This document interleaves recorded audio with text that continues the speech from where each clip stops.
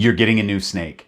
But at some point, it's going to shed. Why does it even have to do that? And how do you know if it's going to? And what do you do for it if it's going to shed? You should probably call a veterinarian. Just kidding. But today we're talking all about snake shed.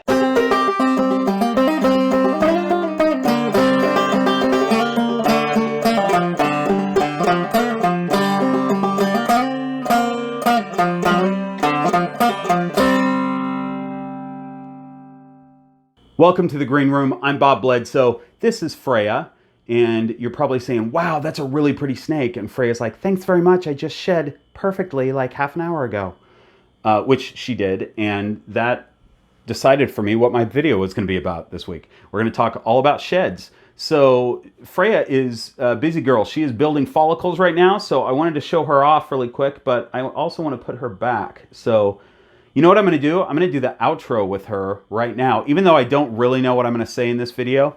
But we know the subject anyway, so I'm going to do the outro. Kent, will you hold Freya for me? No, I'm not touching that thing. It's got a mouthful of teeth, and it's stronger than 3 human men combined. Then will you at least hold the shed? Gross, no. Kent, you work here. You're my only employee. You have to either hold a snake or hold a shed. You got to help me out here. Fine.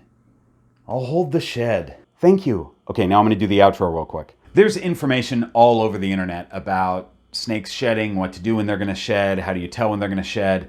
And the reason that I'm including this in my channel is that, number one, I realize that some people that are getting a snake might only be watching my channel. They might not be doing the tons of research that a lot of us do and, you know, going to multiple channels. But also there's sometimes different information on different channels. And I'm going to try to do this as completely as possible and include some maybe additional information that you may not find in other channels. Why am I even holding this? How is this helping you? Baby steps, Kent. You'll thank me later. Baby steps, Kent. You'll thank me later. Super gross. Let's talk about why snakes shed. First of all, they shed because they're growing, for one thing. They've grown out of their old skin and they need some bigger skin. So they shed for that reason. They also shed to get rid of parasites, get rid of disease. If they have a laceration or something like that on their skin, every time they shed, that gets a little bit better. We hear about, you know, people that have scale rot problems with their snakes. Their snakes oftentimes, you know, you still have to treat that, but they'll shed that out as they shed once or twice. So that's the main reason that snakes shed, and it's the main reason is that they're growing. So if you have a baby snake, you can expect it to shed every like 6 weeks. Every snake is different, so it's, you know, more or less. It also depends on how quickly they're actually growing. Are you feeding it appropriately so that they're growing at a normal rate? Some people get a snake and they'll post something on a group saying, I've had my snake for 3 months and it hasn't shed. And then we find out that they're not feeding it the right amount of food each feeding, or they're only feeding it once a month or something like that, and it's just not growing, and that's why it's not shedding. So as long as your snake is growing appropriately, it's going to shed pretty often. When it gets into adulthood, it'll slow down the frequency of sheds because it doesn't, you know, it's not growing as fast and it doesn't need to shed as quickly. There's also a lot of confusion. This is the other reason that I'm doing this too. Even though there's a ton of information out there, a lot of people don't get the information. I see posts constantly about people going, oh, I got this snake and I think I burned it. I think it's burned, or I think it's got scale rot or something like that because its belly is pink. I've even seen posts of people saying, I've had this snake for a year and look at its belly. I don't think it's shedding, but it's all pink. I think it's burned. And everybody goes, no, it's in shed. It's shedding. And it turns out that that's the case. So identifying what it looks like when a snake is going to shed, their belly turns pink. I don't know why, but it does. And in most snakes, you can see this. I actually have one, my Ultramel girl, Molly Malone. I almost always miss her pink belly because it doesn't really turn that pink, and it's really easy to miss. I have other snakes that get real pink. In fact, I think I've got some video of Freya. She's also follicle building, so she's like laying there inverted. She's so uncomfortable because she's got pink belly. She doesn't feel good because she's building up to a shed and she's building follicles. Hey folks, Future Bob here, just editing some videos for Past Bob. I just want to quickly say that there are 2 organizations that are really important to support right now. One of them is USARK, which is the only organization really that's fighting against some of this legislature that will prevent people from owning certain animals and shipping reptiles and things like that. That's a really important organization to at least belong to, if not also donate to. The other one is Reptile Relief Fund 101, which is a new organization that was opened up to help the individuals in the Texas area that have lost snakes and are dealing with this horrible weather that they've been having down there. There was absolutely no way to predict that kind of weather would hit Texas and prepare for that. You just wouldn't be prepared for it. And there's a lot of people that are losing snakes. It's a really bad situation. So if you can donate to both of those organizations, that would be fantastic. Links to both of them will be in the description below. Also, I always get questions from people asking me to tell them about the future. The only thing that I can safely say about the future is that we wear really cool hats. So stock up on cool hats. See you in the future. Here's what's physically going on. There's a layer of fluid that's building up between the old layer of skin and the new layer of skin. And that fluid causes the snake to look cloudy. That's why they look sort of ghost-like. Their scales will turn cloudy. And their eyes turn blue. Their eyes get real cloudy and blue because they are making new spectacles. Snakes don't ever, well, you could say it two different ways. They either don't ever open their eyes or they don't ever close their eyes. They don't have eyelids, right? So their eyes are always open, but they're also always closed because there's a scale called a spectacle or an eye cap that goes over their eyeball. So their eyeball is never, open to the wind like ours are, which seems like a better deal almost, to not have open eyeballs. So anyway, what was I saying? Got into thinking about eyeballs. Oh, so the fluid in between the old skin and the new skin is what causes that cloudiness and what causes that blue tinge to the eyes. And also, as you can imagine, if all of a sudden you had blue fluid over your eyes, you would not be able to see very well. And that's one of the main reasons that snakes don't want to be messed with when they're in blue. First of all, they're probably not very comfortable. Like when that's building up, they're probably just uncomfortable anyway. But you'll find that they're real cranky and they just don't want to be messed with. They can't see very well. They can't see what's coming at them. They feel vulnerable already, so they're already kind of in a scared state. And then you come out at them with your big human mitts, and that's pretty frightening when they can't see quite what's going on. So just leave your snake alone as much as you possibly can when they're in shed. After several days of them being in blue, they're going to clear up. And this is another thing that causes a lot of confusion for people. They go, my snake was in shed and I think it shed because it looks great now, but I can't find the shed anywhere. Did he eat it? I've heard that quite a bit. What's happened is the snake has not shed yet. They go into blue and then they clear up and they look pretty good, but you can also tell visually that they're in shed, and you can see, especially in their neck, like if their neck is tilted to the side, you can see crinkling in their neck, some sort of wrinkles that your snake wouldn't normally have. And that just means that they have not shed their skin yet. They've cleared up and they're going to shed in probably the next day or so. You'll hear a lot of talk of people talking about how to help a bad shed, which we're going to talk about, how to prevent a bad shed, what to do when your snake's in shed, and things like that. And it all has to do with humidity. Everybody says, and this is true, if you see your snake in shed, bump the humidity. That's a great thing to do. But also understand that the process of shedding and that fluid buildup in between the layers of skin, that takes a lot of hydration to build up that fluid. If your snake is not well hydrated to begin with, not like right when it's going to shed and it's already in blue, but before that, if it's not a well hydrated snake, bumping your humidity may not help very much. It still might have just an explosion of shed and stuck shed all over because it wasn't well hydrated. So hydration has to do with keeping your humidity up in your enclosure. Like 65 to 85% is fine for just standard humidity. Some people go 50% in their enclosure and then they'll bump it to 80 or something. That may not be enough for some snakes. You may need to keep that humidity higher. But it also has to do with how much water they're drinking. And a lot of snakes, especially ball pythons, but there are certain individuals that are going to do this more than others. Some snakes just won't drink water if the water's not fresh. And you'll see this sometimes where you'll change your snake's water and they'll go right to it and drink. That means that you should be changing it probably more often. I change mine every 2 to 3 days, and 3 days at max. I've got a timer that's set to remind me to change every 3 days. But anytime I go into their tub to spot clean or anything, I'll change the waters in between that as well. But that just makes sure that they have fresh water that they're drinking, because that's a main way to stay hydrated, right? Is just drinking water. So that's really important, that your snake just in life is hydrated, because when it's time to build that fluid up in between the layers of skin, they go off of that hydration they've had.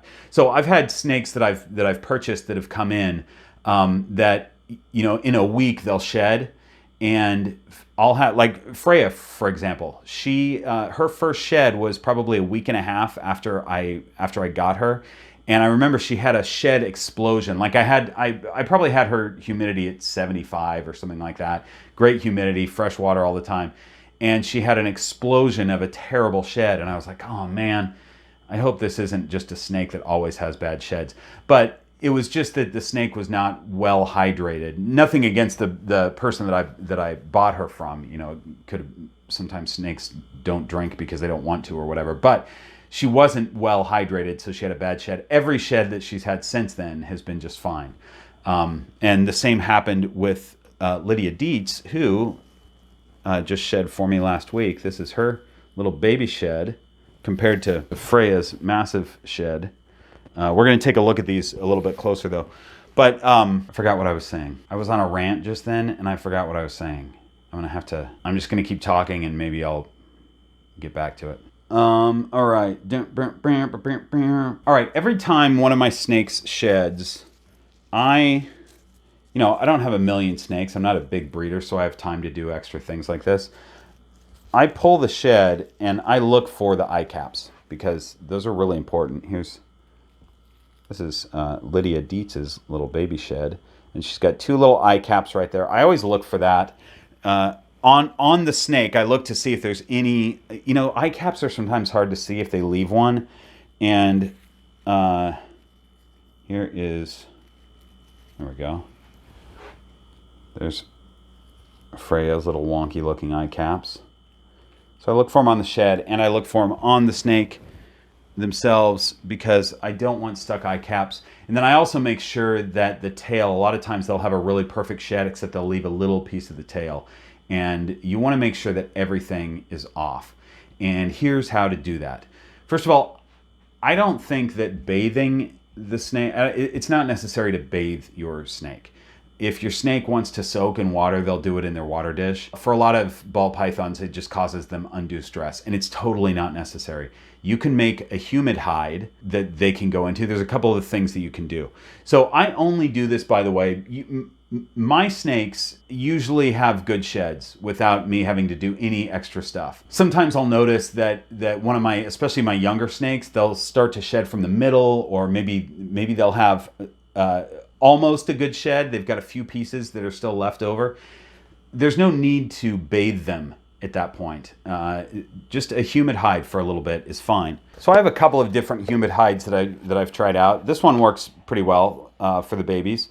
I just put wet, damp sphagnum moss in here and crawl in through there. A lot of people put the hole on the top, like on the lid. That works well too, but this works fine. I probably fill this halfway with sphagnum moss. So I've got a couple of those that I use occasionally, but really I only use it if I need it. Giving the snake, if the snake doesn't have a perfect shed, giving them a day to get any additional shed off is fine and acceptable. A lot of times they'll have almost a perfect shed and they'll just have the tip of their tail. And what I'll do then is just pull the snake out. I'll get a damp paper towel and hang on to the tail with the damp paper towel for like 5 minutes. And then you can just roll the shed off. It comes right off. But that's important to get.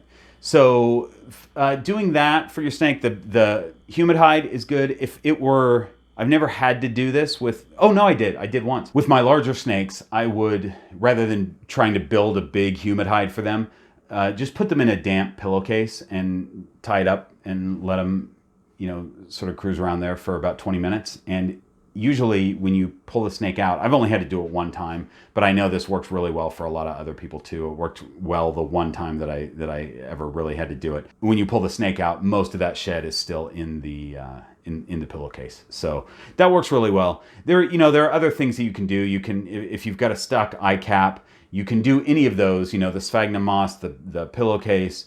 You can take a Q-tip and wet it and just sort of really carefully work it off that eye. And remember, you're not touching their eyeball. I mean, you've probably felt it when your snake goes through your fingers or something like that. Their eyes will brush up against you, and it's just a hard thing. You're not touching their eyeball. It's just a thick scale that goes over their eye. So taking a Q-tip and just rubbing that gently sometimes we'll get that scale off. When my snakes are going into shed, I do bump the humidity because that's helpful. Their enclosures are generally pretty humid anyway. The driest enclosure is that one, and that usually stays around 60. I keep my tubs between, they probably average 75. But even with that, the inspector has perfect sheds all the time. I bump his humidity up a little bit just by taking his water dish and dumping it. He usually wants to be in his warm hide when he's shedding, so I dump the water dish near the warm hide, and that bumps the humidity. With the tubs, I dump a little bit of water into their cocoa husk, and that bumps the humidity up, and they do just great usually. Apparently there's been some debate online over whether it's bad to help a snake shed, and it's absolutely not. If they're ready to shed, that's not a problem at all. They are looking for things in their environment to help them shed.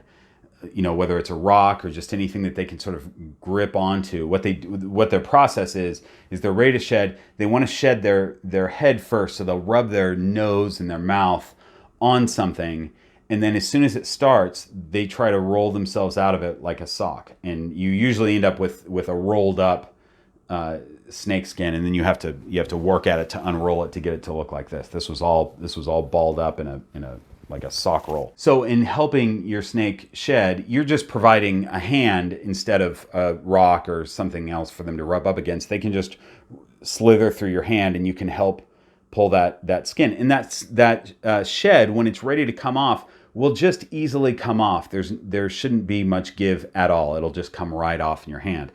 If there's give, then that's when you've got a problem. Like if you're trying to rip at the skin to pull it off, it's not ready to come off, obviously. Usually if the snake has started to shed, their skin is ready to go, and it's fine to help them if they need some help. Just, spray them off or give them some humidity and let them just crawl through your hands, and they will appreciate it. So I guess the main takeaways here are: make sure that your snake is hydrated all the time. That way they'll just be ready to shed whenever they're ready to go. Know the signs of shedding, know what to look for. Know what to do if your snake is having a bad shed, because even if they're well hydrated and you did everything right, sometimes they just have bad sheds. So that's probably gonna happen regardless of how diligent you are. So just know some of the techniques just in case you need to help them out. And don't worry about it, because it's a normal process in the snake's life. It's just weird for us because we don't step out of our skin. How gross would that be? Hey folks, Future Bob here to clean up a subject that Past Bob forgot to talk about in this sort of on-the-fly video. And that is, do you feed your snake when they're in shed? What do you do about feeding?